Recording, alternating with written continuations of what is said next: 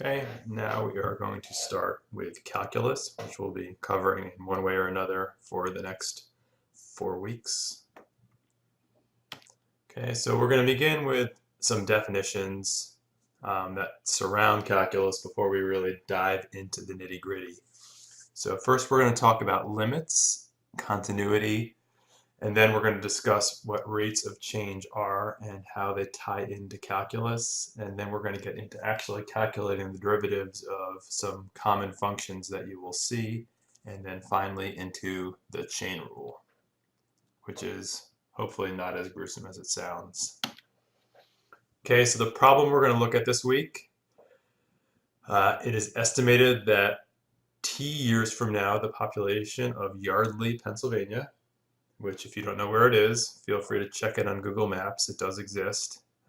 Will be defined by this function here, where P is the millions of people.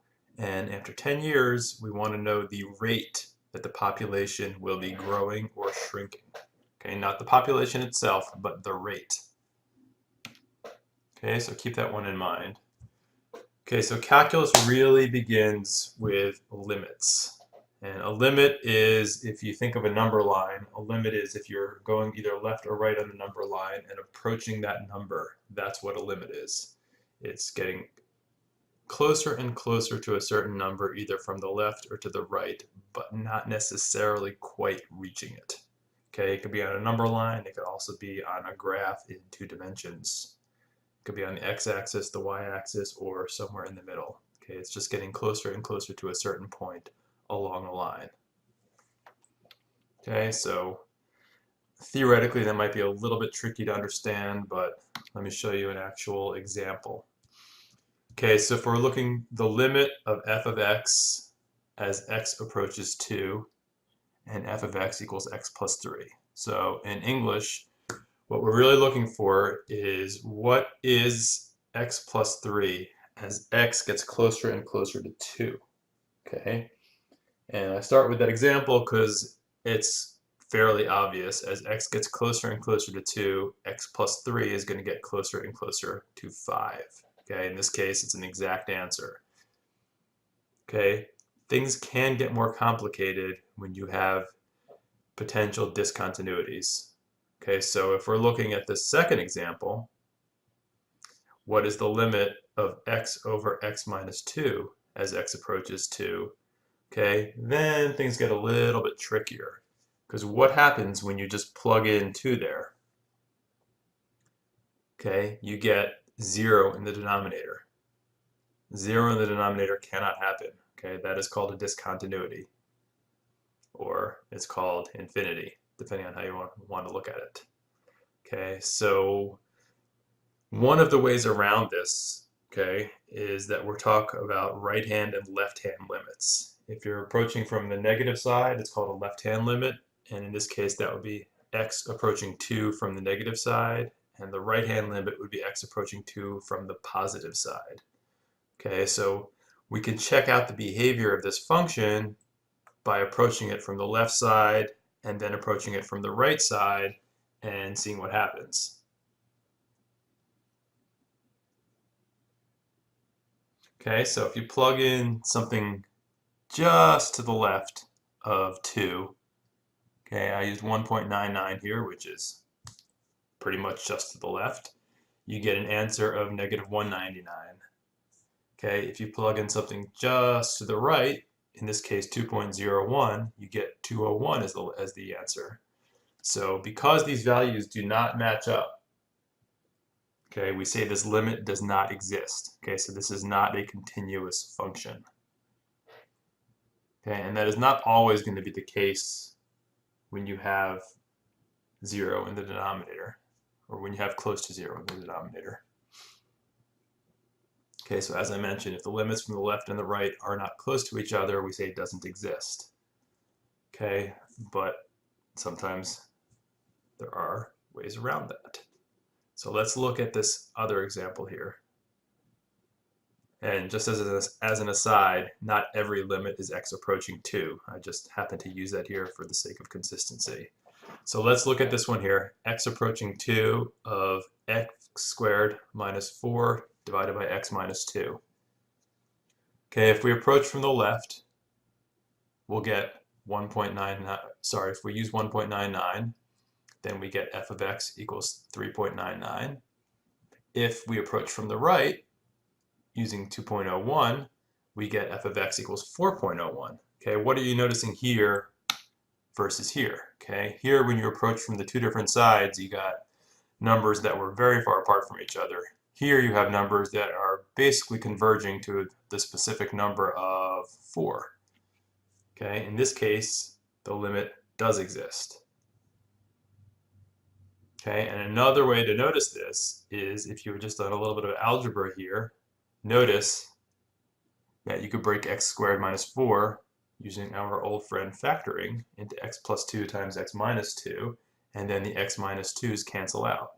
Okay, this is what is known as a removable discontinuity. Okay, we can just get rid of that x minus 2, and that will give us, of course, the same answer of x plus 2, and the limit as x approaches 2 of x plus 2 is just 4.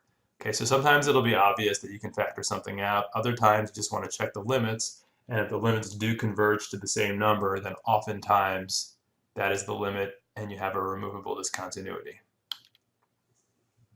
Okay, and we discussed discontinuity and continuity a little bit above, but just to formalize it, a function is only continuous where it is defined. If it's not defined, it's going to be discontinuous either at that point or around that point. Okay, so the times where it's going to be discontinuous are where the denominator is 0, where you have a square root and the argument of the square root is negative, or where you have a logarithm and the argument of the logarithm is negative. Okay, those are the 3 times where you're not going to have a continuous function. Okay, and this is obviously, well, not obviously, but this is important because we cannot find a derivative of something where it is discontinuous. You have ways of breaking it down and finding derivatives at other spots, but you don't have a derivative where something is exactly discontinuous. Okay, so now derivatives themselves. Okay, they are, in their most basic definition, the instantaneous rate of change of a function. That is what the derivative is. It's the instantaneous rate of change of a function. Okay, a lot of times we think of average rates of change. Okay, so we're going to start there. Okay, so if we are throwing up a ball at a speed of 100 feet per second, the equation for the ball is given by s of t equals 100t minus 16t squared. Okay, which those of you who remember your physics, we have the velocity there and we have the acceleration, and they band together to give us where the ball is at any given time. Okay, so if we want to know what the average rate of change is, okay, it's going to be the change in location divided by the change in time. Okay, and as we see it in this book and in many math books, it is written as delta S divided by delta T. That triangle is the Greek letter delta, and all that means is the change. Okay, so mathematically speaking, you see it as ds delta S over delta T, and what we're looking for is we want to know what is the location at a given time, which we're going to call t plus h, versus minus the location at the original time, which we're just going to call t, and then divided by the change in time. So I don't want to complicate things with the language too much, but it's written as s of t plus h minus s of t divided by t plus h minus t. Okay, and as you can see, there's a cancellation in the bottom. T plus h minus t gives you h. Okay, so the average velocity is going to be the average velocity from the time t to the time t plus h, which is just an arbitrary change in time, is going to be the location at t plus h minus the location at t divided by h. Okay, so putting numbers into this, and sorry to be so theoretical with the letters, okay, if we're looking for the interval from 2 seconds to 3 seconds, then t is going to be 2 and h is going to be 1. Okay, so t plus h is going to be 3. So we're looking for what is s of 3, what is s of 2. In other words, what is the location at 3 seconds, what's the location at 2 seconds, and then we're going to divide all that by h. Okay, so what that's going to give us is the average velocity in that interval from 2 seconds to 3 seconds is 20 feet per second.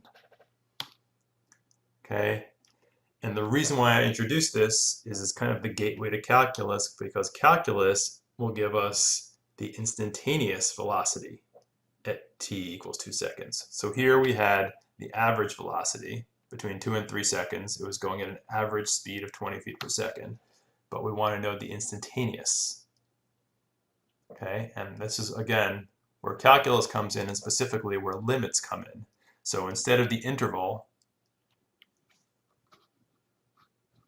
okay, where h equals 1, what we're looking for, the instantaneous speed, is going to be the interval as h gets smaller and smaller and smaller and actually approaches 0.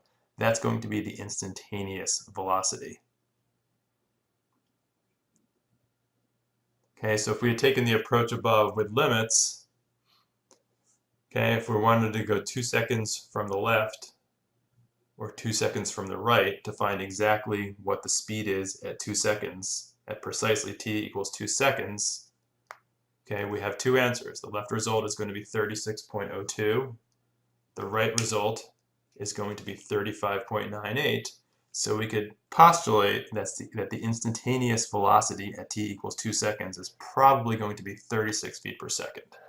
Okay, so again, we just took the interval getting smaller and smaller and smaller.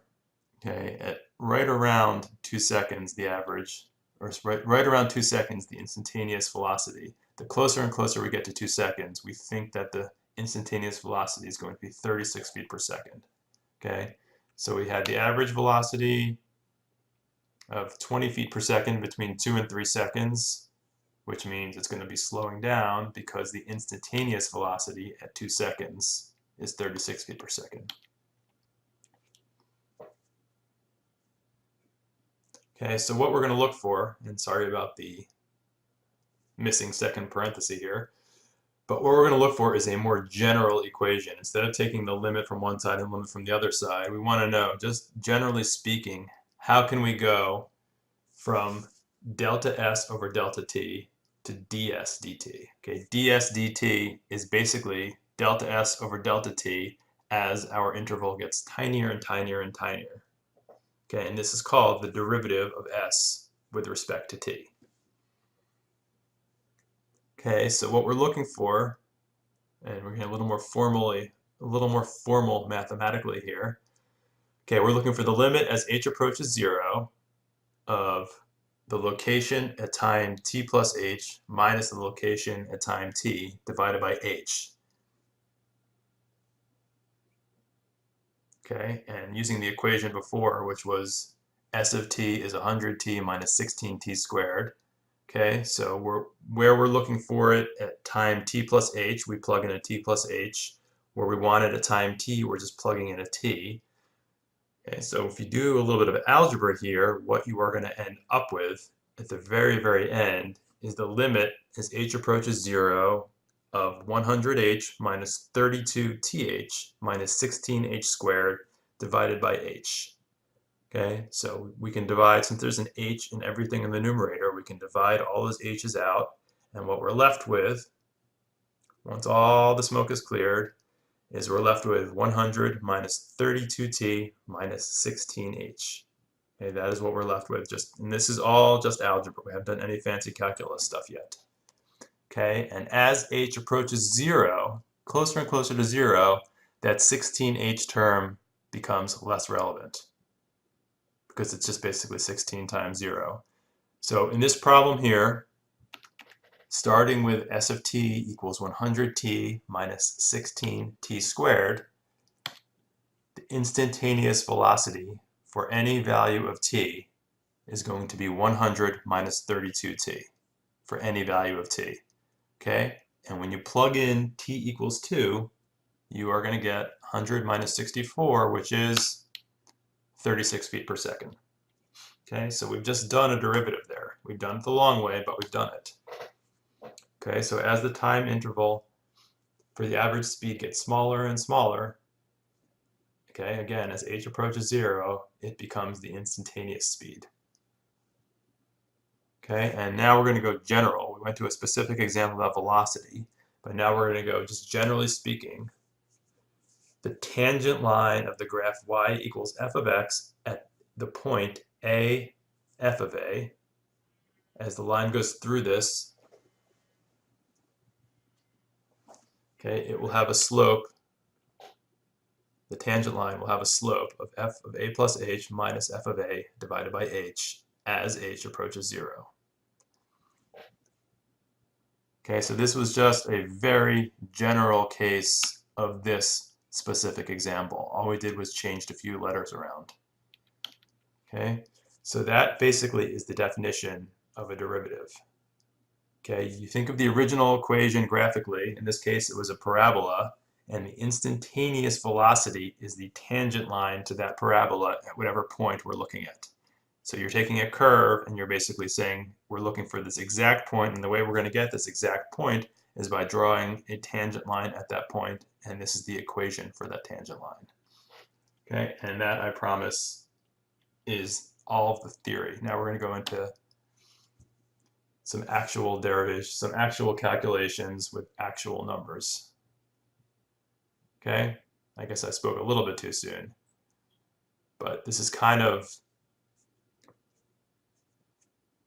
the important stuff before we get into the easy shortcuts.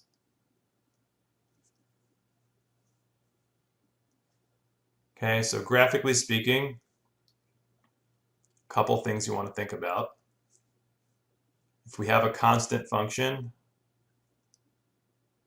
okay, any constant function is going to be a horizontal line.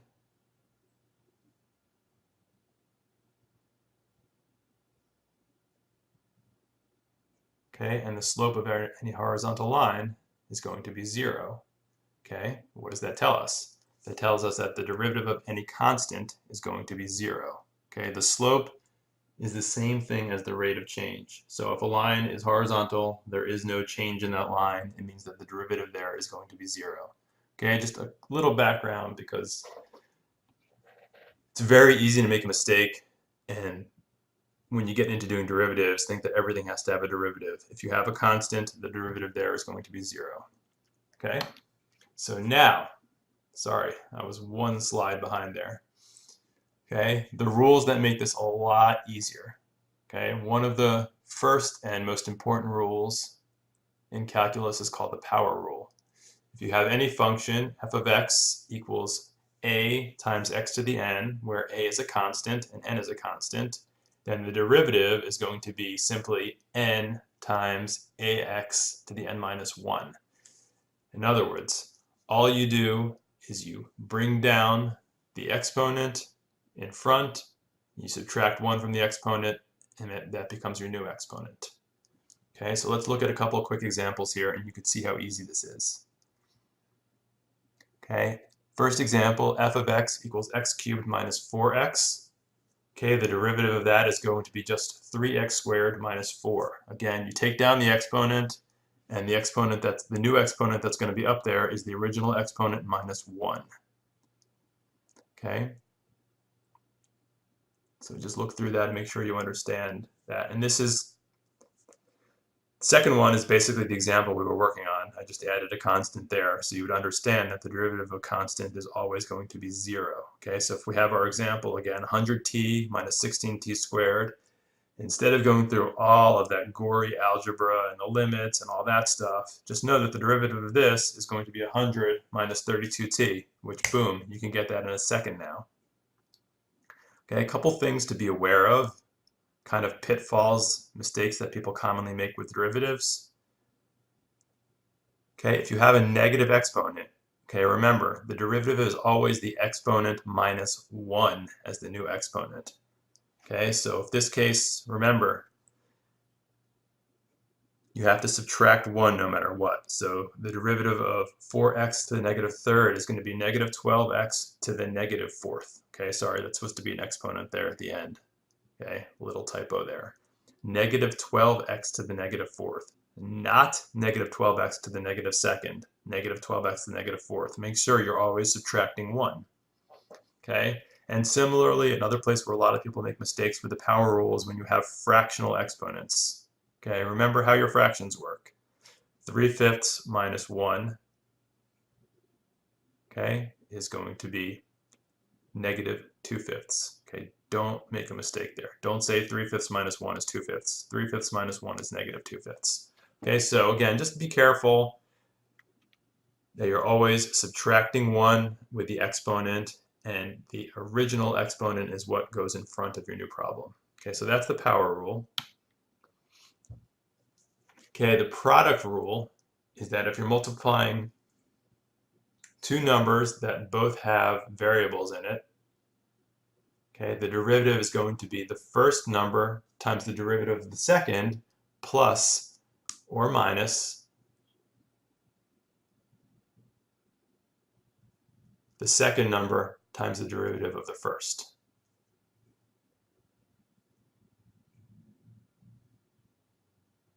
Okay, you just have to be really careful that you're always multiplying the first times the derivative of the second, and then the second times the derivative of the first. And just, I put the plus minus in there, so you just keep track of the signs. It's going to be the original signs from the problem. You just have to kind of include those signs. So let's look at this first example here. We have 3x cubed times 4x plus 1, okay? And we're going to assign u of x as 3x cubed, v of x as 4x plus 1. Quickly, you know that the derivative of u is 9x squared, the derivative of v is going to be 4, and now it's really just bookkeeping, okay? So you're taking the first times the derivative of the second plus second times derivative of the first, okay? There are no minus signs there, so everything's in the clear. Okay, and then it's just a matter of algebra and simplifying as much as possible. Okay, another way we could have gotten this guy, okay, we could have just multiplied it out in the beginning. Okay, we could have said multiplied before we did anything. In that case, it would have been 12x to the fourth plus 3x cubed. We wouldn't have to use the product rule at all. We would have gotten the same answer. So where possible, you definitely want to check your work. If it's possible to do it two different ways, do it both ways. If your answers match, then you're in good shape.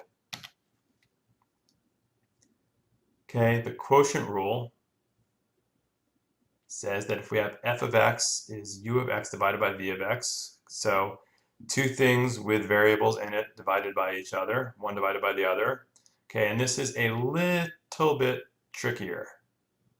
Okay, the derivative is going to be v times u prime minus u times v prime over v squared.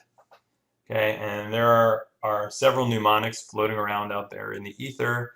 The way I learned it was low d high minus high d low over low low.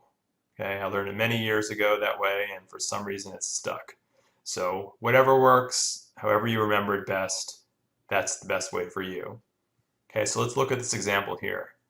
X cubed divided by x to the fifth. Okay, so u is going to be x cubed, v is going to be x to the fifth. The derivatives, u prime is at 3x squared, and v prime is 5x to the fourth. Okay, putting that all together and trying not to make any mistakes. And again, the two mistakes people are going to make here. First, remember, it's subtraction in the numerator. Second, remember, you're squaring the denominator. Okay, and when you square an exponent, you are doubling that exponent. Okay, so x to the fifth squared is not x to the seventh. X to the fifth squared is x to the 10th. So be really careful in those places. Those are kind of two of the common pitfalls. Okay, so if you put all that together, you get negative 2x to the negative 3. Okay, what about if we treated it as a product problem? Okay, and this is what I was talking about a couple slides ago. If you can do it two different ways and you have the time, then you should do it two different ways, because it's very unlikely you'll get to the wrong answer, the same wrong answer twice. Okay, so if we did it this way, u is x cubed, v is x to the negative fifth, and we have to be careful here because there are minus signs in play. We don't want to miss those minus signs, and if you do your algebra correctly, you end up with the same answer. Okay. And in that last bullet, I would say most of the time it will be clear which rule to use, but there are lots of problems, especially if you're exceptionally clever. There are lots of problems where you can do it more than one way, and it is very good to be able to do it more than one way. Okay, and the last of the rules, before we get into specific functions, the last of the general rules is called the chain rule. Okay, and the chain rule is basically you are going to assign a variable to whatever the argument of your function is just to make the math simpler. That's kind of the best way I could say it. Okay, if you have something like this, it's pretty gory to try to solve. I mean, you could multiply 2x squared minus 3 times itself 4 times. Then you will have a result, and you could solve that one by itself. Or using the chain rule, you could say, okay, we're going to take a variable, call it u, and sorry, u is not 2x minus 3. U should be 2x squared minus 3. Apologies for that typo there. Okay, so we're going to let u equal 2x squared minus 3. Okay, so now we're going to work in terms of f of u. Okay, and then we're going to backtrack at the end and realize that f of x, which is dy dx, is going to be dy du times du dx. So it's going to be the derivative of the new function that we defined times the derivative of what we defined it as. Okay, so let's look at it here.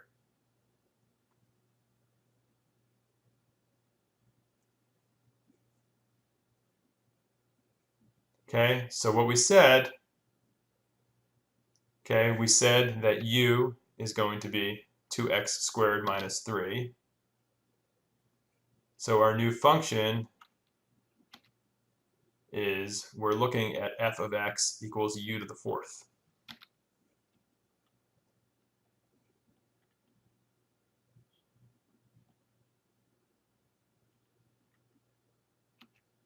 Okay? So, sorry, keep going back and forth here. So u is 2x squared minus 3. So du dx, the derivative of 2x squared minus 3 is just going to be 4x. Okay? It's just going to be 4x. And we said that our new function is going to be 4 times, our new function is f of x equals u to the fourth. So f of x equals u to the fourth, and u equals 2x squared minus 3. So du dx, the derivative of the argument, is going to be 4x, and df du is going to be 4u cubed. Okay, so just be sure, and sorry I keep flipping back and forth, just be sure you understand the connection between this and this. Okay, so we arbitrarily but in a smart way, defined u as being the argument there, and then we had a pretty simple function to deal with. So putting it together, dy dx equals du dx times df du. We have du dx is 4x, df du is 4u cubed.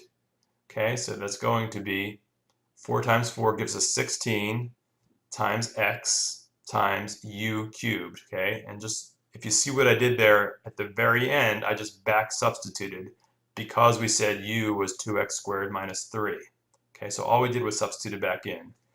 And as you can see by my constant flipping back and forth here, the toughest part of this is really just keeping track of what's what. Okay, so you want to define u as in the smartest way possible. Okay, generally you're going to use the chain rule where you have something taken to a high power. That's when you're going to use the chain rule. Okay, and whatever that something is, that's going to become your u, and then the derivative itself is going to be du dx, which u is what you defined, times dy du. Okay, so it's all just how we define it, and you want to define it in a smart way. Okay, the derivatives of logarithms and exponents relative to that whole chain rule thing are pretty straightforward.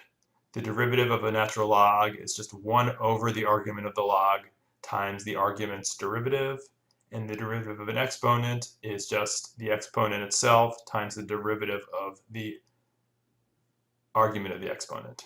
Okay? the definitions are similar, but kind of opposite. Okay? Because one is you take the, well, not opposite, but one is you take the exponent itself times the derivative. One, you take 1 over the argument of the log times the derivative. Okay, so let me just make this a little more concrete with a couple of examples here. Okay, so if we're looking for the derivative of the natural log of x squared plus 1, okay, it is going to be 1 over x squared plus 1 times the derivative of x squared plus 1. So it's going to be 2x divided by x squared plus 1. Okay, what about if I was looking for the derivative of e to the x cubed plus 1? Okay, same idea here, but you don't touch the exponent. It's going to be the exponent times the derivative of the exponent. Because the exponent remains exactly the same, and then you multiply by the derivative of that exponent. So it's 3x squared times e to the x cubed plus 1. Okay, again, more about keeping track of things. I think it's less confusing about the chain. I think it's less confusing than the chain rule, only because with the chain rule, you have to arbitrarily define what you want your new variable to be. Here, there's nothing arbitrary about it. It's always going to be, you take the argument's derivative, and then you either multiply it by the original function itself, or you divide. Okay, so let's put all that together and go back to our original example here. Okay, so what we're looking for is we're looking for the instantaneous rate of change at time t equals 10. Okay, so what we need is we need the derivative.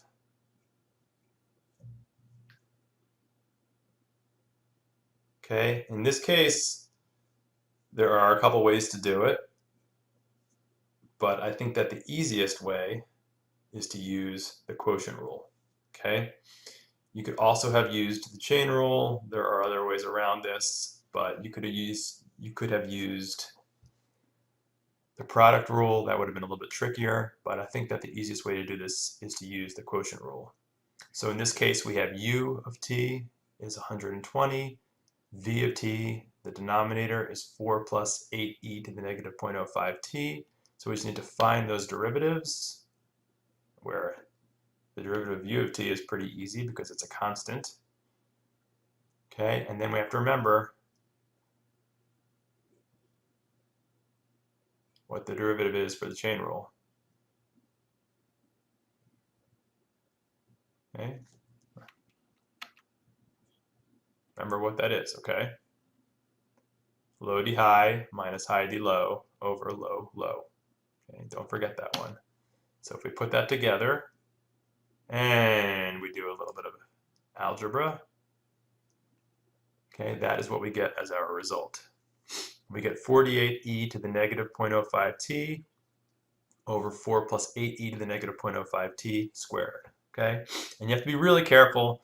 This combines a couple of different ideas. It combines the quotient rule with the derivative of an exponent. You just have to make sure that you get both of those right. A lot of these problems in calculus, especially the real world problems, will involve several rules kind of piled on top of each other. So you have to make sure that even though you know it's a quotient rule, within that quotient rule there could be an exponent or a log, or it could be other things. Same thing with the chain rule. Within the chain rule you'll have several different kinds of derivatives. So just make sure that you keep track of what you're doing and all of the different steps. Okay, so if we plug in 10 for t here, we get the rate of change at time t is 0.37.